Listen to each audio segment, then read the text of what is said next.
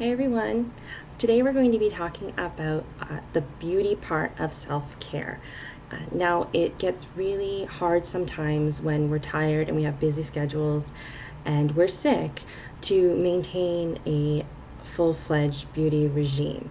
So we're just going to give you a few quick tips on how to reduce the stress on your body and on your mind while you're maintaining these regimes. And the first tip is to have a set beauty regime and to try to remind yourself to do it every day. And remember that if you miss it, that's okay, and you can do it again the next day. By having a regular routine, it gives you time in the morning to center yourself and to plan out your day. And at the end of the day, it can also help to relax you.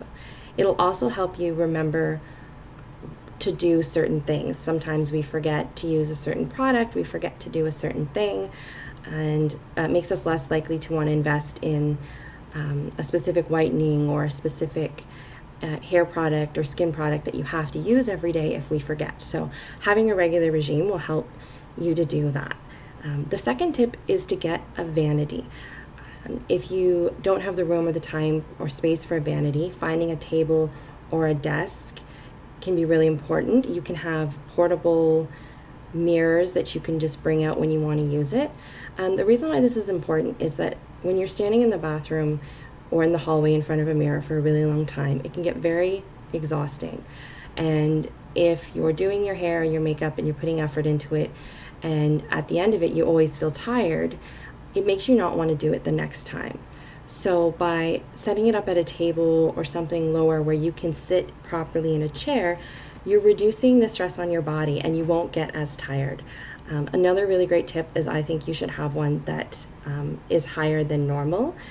For example, I'm sitting at a desk right now, so I can put my elbows on the desk, and if you were the mirror, I'd be able to lean in and do my makeup, and it wouldn't be as stressful on my arms. A lot of the time, if we're standing there and we're holding our arms up to do our makeup or to do our hair, it's another part of our body that gets really tired. It can also give you a steady hand. A lot of medications can cause a side effect of shaking, and that can be really hard. We don't want to do makeup because we have to do our eyeliner 6 times. This can go for men as well. Men who have an unsteady hand, you can find a chair or find a ledge or a table where you can put your makeup on and, I'm sorry, not your makeup, where you can shave your face. Or your makeup. There's lots of men who wear makeup and it's fabulous. There's lots of women who shave their face, and I'm sure some troll is going to point out that I should, but that's my business. So what's really good is you can keep a steady hand and you won't get as many nicks.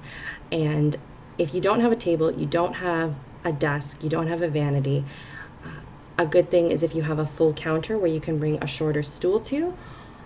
Again, you're going to want a portable mirror to put so you can have it closer to your face. Another thing is if you can get down on the floor, you can sit on the floor and use the bottom of a chair, the seat of a chair, as your table.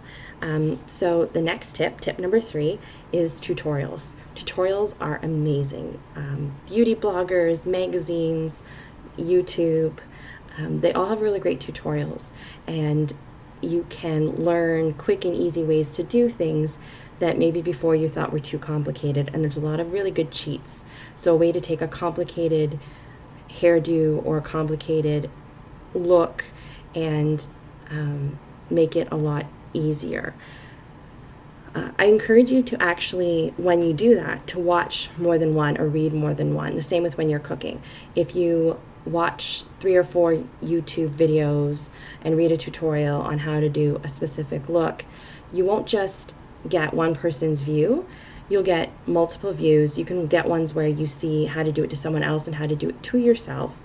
And the upside of that is that you'll see it on different people's skin type or hair type and different people's just different people. So you can better match what's going to work on you and what's not going to work. And you can see different angles. In some cases, a person will show an angle, for example, a way to put something in your hair, but you don't have the rotation ability in your arm to go up that high. And you'll see another person who does it from lower. And that'll give you the confidence and the knowledge of how to do it for yourself. So tip number 4 is that you need to invest. Beauty care can be really expensive, but a lot of the time it's worth it. Now, obviously, you want to research products, you want to know if they work, if they don't work. In some cases, if you go on forum boards and you can find out from other people who have your illness, for example, if your drug causes a reduction in hair volume or hair thickness, or causes really dry skin, or causes cracking, a lot of the time you can find products that other people have used that worked well for the exact same side effect. And the other thing is using things like bump its, hair clips, all those kinds of cheats. They'll make things easier. You can get a similar look without paying, without having to do as much work. And so the last tip for today is to remember that you are absolutely wonderful and fabulous no matter how you look. If you haven't showered in 3 weeks and you're wearing the same pajamas and you smell like you haven't showered or changed your pajamas in 3 weeks, you're still fabulous and you still look wonderful. And for some people, looking good on the outside helps them to feel good, and for some people it's not important. The important part is that you take care of yourself and you practice good health and good hygiene, and that you remind yourself every day how wonderful and beautiful you really are. So if you want to learn more about living with a illness, an invisible, chronic, or mental illness, you can visit our website at www.lifewithillness.com. We're on facebook.com/lifewithillness, and we're on Twitter if you want to follow us, Life with Illness. So I want everyone to have a wonderful and glorious day. Okay? Bye.